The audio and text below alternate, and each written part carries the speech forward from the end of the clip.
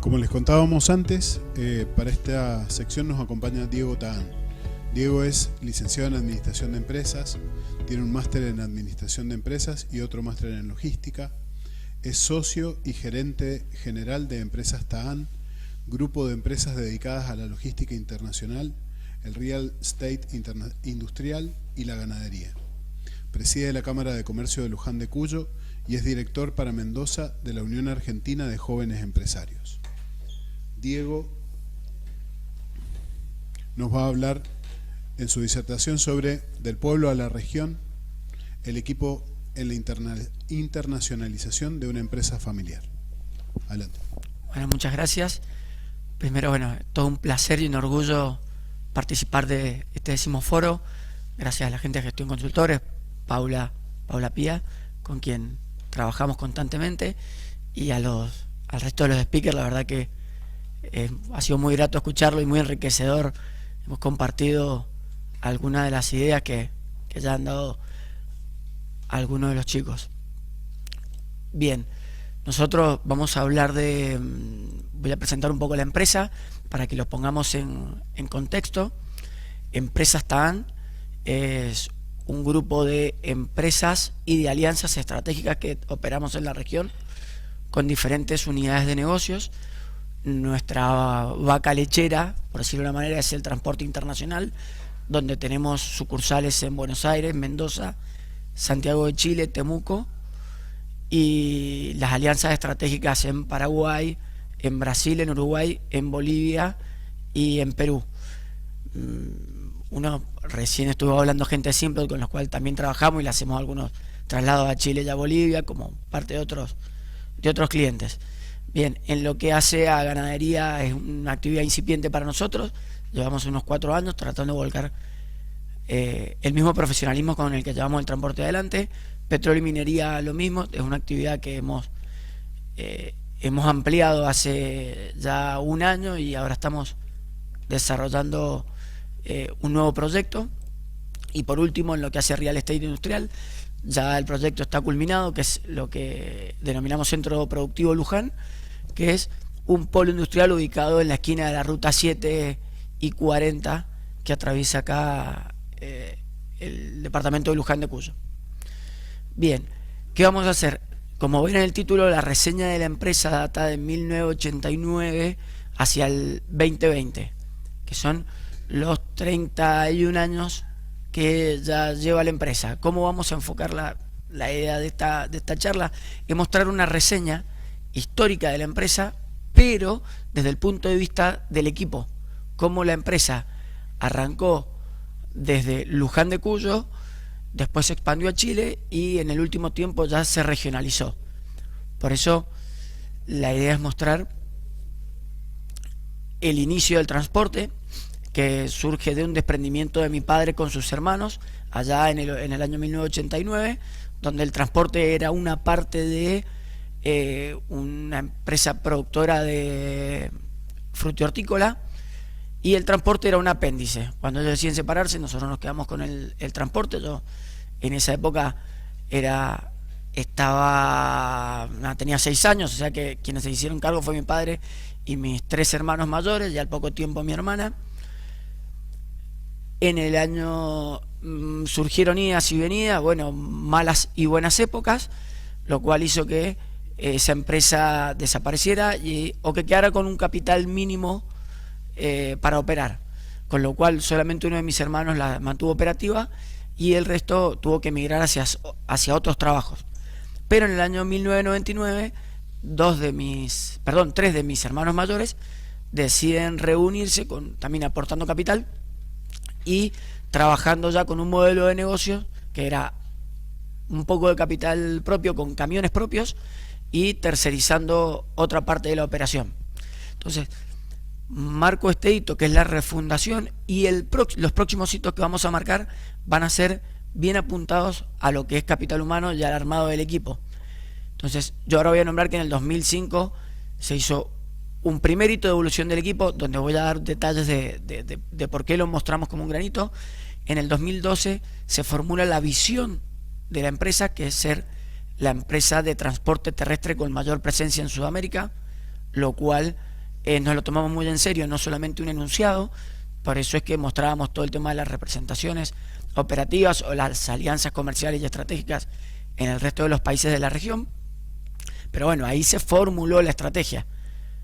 Y ponemos entre paréntesis en la presentación, no sé si se alcanza a apreciar, el modo de tesis. Fue un trabajo para mi primer maestría, donde en el año también 2012 empieza mi etapa de gerente general de la organización, y digamos que lo escrito me lo tomé bastante en serio y le pusimos mucha cabeza, mucho hambre a esa visión. Y también marco como hito que certificamos ISO 9001 porque nos empezó a mostrar el qué hacer. ¿Por qué marco esto? Porque no olvidemos que somos una empresa familiar, que la mayoría de los que participamos acá, salvo ese pequeño periodo en el que algunos de mis hermanos trabajaron para otras empresas, el resto nos criamos acá. Entonces, el aprender nuevas actividades, formas corporativas de trabajar, fue gracias en gran parte a las consultorías que tuvimos, pero también a la certificación de normas, que ya vamos a ver que hay, voy a contar más adelante otras certificaciones que también tuvimos. 2014, un segundo hito que ya vamos a profundizar. 2018, esta expansión operativa a la región, porque la gran explosión se hizo hace muy poquito. Siempre fue nuestro core business Chile, pero lo que es Uruguay, Paraguay, Brasil, Bolivia, y ahora con muy poquitas operaciones Perú, arrancó en el año bien fuerte y con mayor presencia en el año 2018. Y marco en el 2019 la reconversión cultural, que ya también vamos a hacer un doble clic en ese punto para profundizarlo. Bien, como primer hito de evolución el año, si pueden ver en el título, 2005, fue lo siguiente. En esa época, como bien muestra la foto, bien gráfica, todos hacíamos de todo sin cierta especialización. O sea, lo que la operación pedía se hacía. Había que correr a despachar un camión, corríamos a despachar un camión. Había que correr a reparar un camión. Hoy te toca a vos, mañana te tocaba a otro porque alguien estaba con otro tema. Entonces, de eso se mutó en el año 2005 a las responsabilidades por áreas de trabajo. A través de una consultora de promedio, tuvimos un trabajo bien profundo donde apuntamos a que cada uno de los 4 hermanos que estábamos en esa época agarrara un área de trabajo: comercial, logística, mantenimiento y administración, que fue lo que me tocó a mí en aquel momento. No me tocó, fue lo que cada uno fue eligiendo. Seguramente a alguno le habrá tocado algo y no habrá sido de su mayor agrado, pero bueno, es lo que había que hacer, lo que consideramos que había que hacer en el momento. Lo segundo es que, como conté, el desprendimiento de esta empresa venía de una empresa familiar donde no habían sueldos, sino que cada uno decía: yo necesito para el supermercado, para el alquiler de casa, para lo que sea, sacar tanta plata, la retiro y yo con eso vivo bien. ¿Qué pasó? Mutamos de esa necesidad de sueldos, de esa necesidad de solamente retiro de plata, a tener sueldos fijos, más productividad, algo que todavía mantenemos y que fue revolucionario para aquel entonces, por lo menos para nosotros, pero bueno, con cierto ribete que seguía con base en la necesidad de lo que cada uno requería para su familia. Entonces arrancó siendo innovador quizá para nosotros, pero no contemplando ciertas reglas como era el que el sueldo debía ser de mercado y no lo que cada uno necesitaba. Pero bueno, eso sí amoldó a que cada uno se preocupara por mejorar su hándicap a fin de tener mayores ingresos. Y por último, en el 2005, lo que pulimos también fue que, como cada uno fue trayendo fondos a la empresa y fue trayendo camiones más que plata, cada uno ganaba por lo que ese camión producía, lo cambiamos a el cálculo de ganancia por acciones, que se dijo, bueno,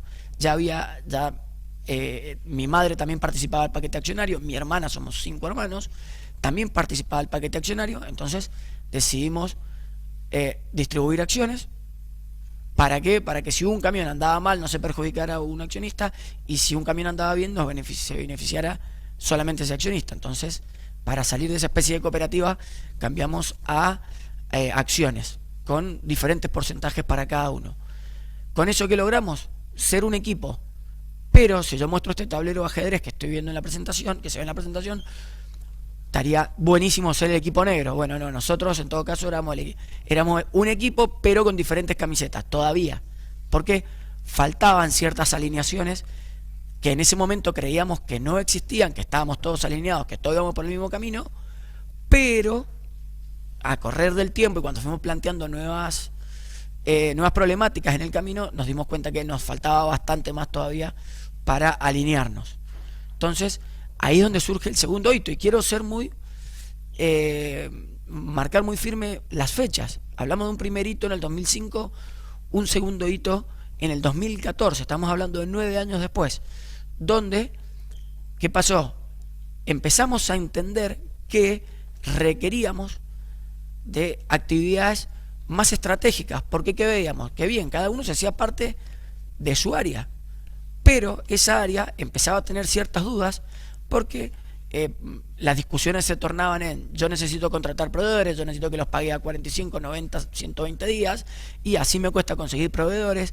Entonces ya habían problemas entre un área y la otra, pero cada uno, compartimentos estancos, como se les llama: yo me dedico a esto, vos te dedicás a la administración, yo no me meto en tu kiosco, vos no te metas en el mío, y faltaba este alineamiento de cada una de las partes. Entonces, ¿qué empezamos a ver? A generar cumplimiento de plazos y armado de planes y presentaciones en conjunto, y dándole tiempo, dedicándole tiempo a los temas estratégicos. De ahí surgieron los planes estratégicos. ¿Qué pasó? Fuimos caminando el camino, ¿no? Y en ese camino vimos que los planes estratégicos estaban desasociados con las actividades diarias. Entonces empezamos a generar herramientas de alineación táctico-operativas, lo cual, lo mismo, contratamos a otra consultora, Capacitación in Company, leíamos que el manual decía: es fundamental hacer esto, pero no sabíamos cómo. Trajimos a alguien que nos aportó idea y empezamos a volcar estas actividades. ¿Qué pasó? Empezamos a tener resultados. Teníamos resultados ya más globales, un estado contable ya puro, que lo veíamos, pero nos costaba mucho entender el por qué llegábamos a ese resultado cuando era positivo y por qué cuando era negativo. Cuando siempre uno dice que cuando el equipo pierde encuentra los errores, el problema es cuando gana, es más difícil determinar el por qué. Entonces, con esto, que empezamos a decir: bueno, chicos, cada uno hace presentaciones de sus resultados mensuales, muestra lo que planificó, muestra el resultado que tuvo el planificado, y con esto vamos a empezar a detectar y explicar qué pasaba en cada momento. Yo quiero que quienes por ahí están del otro lado, y hasta quienes estuvieron como speaker, van a decir: bueno, pero esto es básico. O sea, uno diría, el manual, el capeluz de 7º grado de la primaria te lo dice. Sí, bárbaro, pero que lo diga el manual no significa que ponerlo en práctica o que una empresa familiar lo vea y lo desarrolle. Todo lleva prueba y error, y uno trae consultora y va y vuelve y se pelea con las consultoras. Le voy a pedir disculpas si alguien de las consultoras que trabaja con nosotros ya ha terminado, pero les pido 1000 disculpas, suelo ser el que termina discutiendo, pero el equipo completo, no es que uno empujaba, no, el equipo completo. Se me pone en este momento la piel de gallina por mis hermanos, porque la evolución que han tenido ellos en esto ha sido tremenda, y la rueda cada vez ha sido así, se va moviendo cada vez más rápida. Por ahí, parafraseando uno de los chicos que recién hablaba de Jim Collins, esto del hambre, de la humildad, de la empatía, de ponernos codo a codo. Normalmente en las empresas familiares el codo a codo es muy normal, no así tanto el hambre de querer mejorarse o la empatía de bancarse la discusión del viernes y el almuerzo del domingo, donde son dos entornos totalmente distintos pero iguales, porque una vez que el papel se arrugó es muy difícil que vuelva al estado original. Hablo del papel en una discusión, pero la verdad es que nosotros lo aprendimos muy bien, y la empatía fue: esto es por el bien de todos y no por ganar una discusión. Entonces, ¿qué pasó? Bueno, mostrábamos el dibujo de las presentaciones. Próximo granito, 2019, 5 años después. ¿Qué pasa? Ya empezamos a ver que como dije yo, en el 2018 empezamos a competir regionalmente. Ya íbamos a Brasil, competimos con brasileros, vamos a Paraguay, competimos con paraguayos. Entonces, en esto quiero asemejarme un poco a lo que se hablaba del mercado del conocimiento, donde la competencia no es local, ya la competencia es regional. Las reglas son distintas, las reglas cambian para otros países, son menos, otros impuestos, otras formas de contratación, otras flexibilidades, pero nosotros tuvimos que adaptarnos. Y para eso, que empezamos a ver que necesitamos mejorar, generar nuevas implementaciones, nuevas normativas, ISO 45000 para la seguridad ocupacional, ISO 14000 medio ambiente, que clientes nos lo requerían, ahora estamos implementando SMETA, que hace referencia a todo lo que es compliance.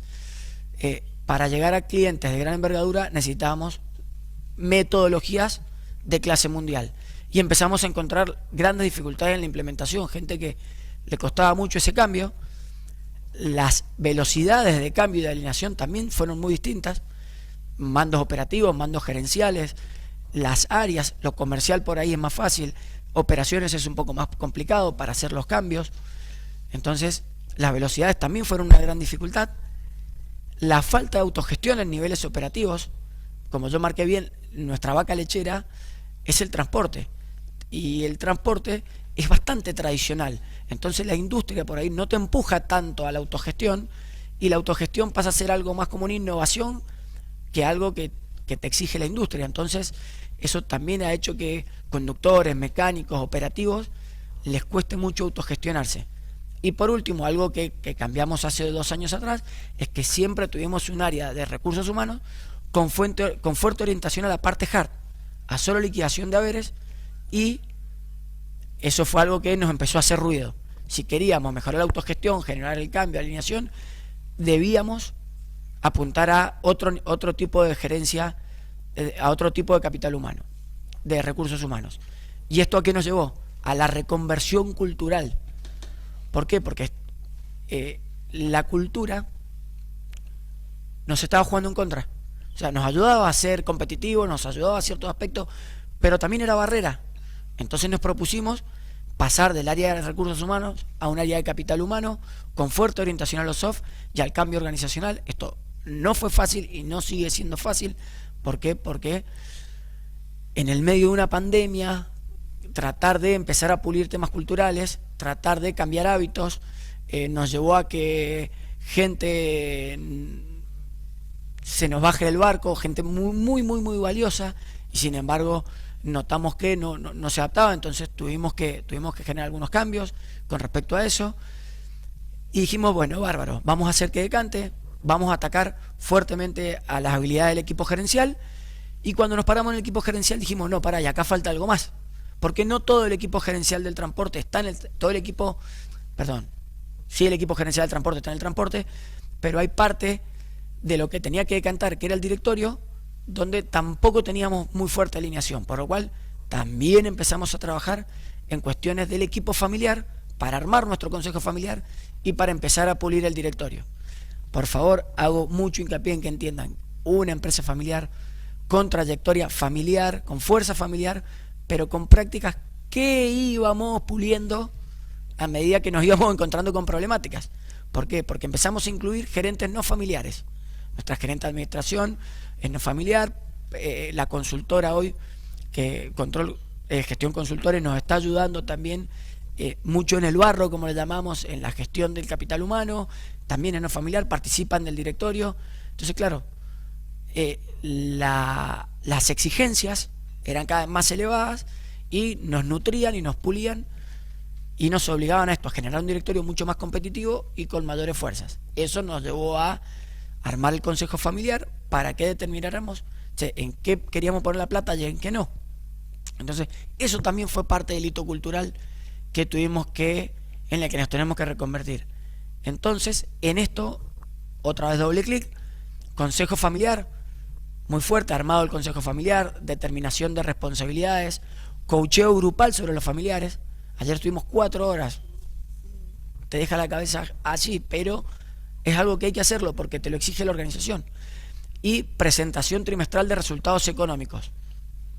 También una práctica muy común en grandes corporaciones. Para nosotros llevamos 1 año y medio y todavía seguimos puliendo nuestros informes de resultados económicos. El directorio, armado el directorio, determinación de responsabilidades, coacheo grupal, y en esto ya sí presentaciones mensuales de resultados económicos por cada unidad de negocio. De cada unidad de negocio hay que hacer que una empresa ganadera presente resultados mensuales, una empresa de petróleo y minería presente resultados mensuales. Entonces, ¿qué hizo? Que tengamos que ampliar nuestro equipo de gestión, traer jefes contables, armamos el área de control de gestión, armamos el área de sistema integrado de gestión. Ahora estamos en septiembre, si os quiere, arrancamos con un departamento de análisis de Big Data y Data Science para empezar a pulir toda la información externa. A nivel ejecutivo, mucho, como decíamos, había que mejorar las habilidades, así que coaching individual, equipos de alto rendimiento para el board estratégico, equipos de alto rendimiento para el board táctico y presentación semanal de resultados operativos. Ya esto también fue una práctica que surgió de pandemia y ya la pusimos y ya no volveremos atrás. Y por último, en lo que es el nivel operativo, implementamos un ERP con mucho esfuerzo, fue parte del cambio, pero con eso nos ayuda a controlar los procesos operativos de la empresa. Y por último también implementamos las evaluaciones de desempeño para que el operativo tenga ese ida y vuelta de cómo viene trabajando. Y bueno, nada, esto es lo que somos, esto es Empresa TAN. Para nosotros nuestro logo, el vamos más allá, es filosofía pura, es lo que tratamos de hacer. Y bueno, espero que en este breve resumen, desde el punto de vista del capital humano, puedan ver lo difícil que es llevar adelante lo que dice el manual para una empresa que lo tiene que aprender por motus propio y por convencimiento propio, cuando el lineamiento no viene desde una corporación o sea sucursal de una corporación. Lleva un tiempo, y cuando alguien te dice no, un cambio cultural son 10 años, es literal, cada vez se va acelerando más, pero a nosotros nos pasó, así que podríamos decir que sí, que los tiempos son los que el libro dice. Así que bueno, nada, muchas gracias a los que todavía se quedaron escuchando una charla. Bueno, muchas gracias, Diego, por contarnos tu experiencia sobre estas temáticas. Tenemos para vos una pregunta de Daniela Alcantú, que pregunta concretamente cómo se toman las decisiones siendo una empresa familiar. Con muchísimo consenso, sobre todo en mi caso, yo soy el hermano más chico, y eso hace que, y con muchísimo respeto, eso también, algo que venimos aprendiendo es la mejora en la comunicación, en la expresión de las ideas y en la expresión del no consenso. Algo muy interesante que hemos vivido este último año a partir de algunos trabajos es que sí tenemos discusiones, cada vez menos acaloradas, la verdad que en eso cada vez son más lógicas y más racionales y menos acaloradas, pero lo que está muy bueno es que salimos de ahí y no importa quién puso la idea, no importa quién estaba en contra, cuando salimos de las reuniones, sean de la parte familiar o sean del directorio, es una, pero para ir bien concreto al grueso, creo que algo que nos marcó mucho fue que las decisiones son muy numéricas. Cualquier relación mostramos costo-beneficio y eso hace que quien tiene que escuchar la decisión del otro lado le es más simple tomar una decisión. Y cuando no estamos de acuerdo, se tiran los temas arriba de la mesa y se discuten. ¿Sí? Se discuten. Creo que si tuviera que decir algo bien puntual, son dos cosas. Uno, darle mucha lógica a la idea, no que sea algo de divagar ni algo loco, algo bien lógico con números. Y segundo, que cuando se sale de la reunión, esa decisión se banca a muerte para el resto de la organización. Buenísimo, muchas gracias, Diego. Ahora vamos a hacer una pausa brevísima para pasar a nuestro próximo expositor, que es Ariel Dubner, de Bodega Familia Zucardi.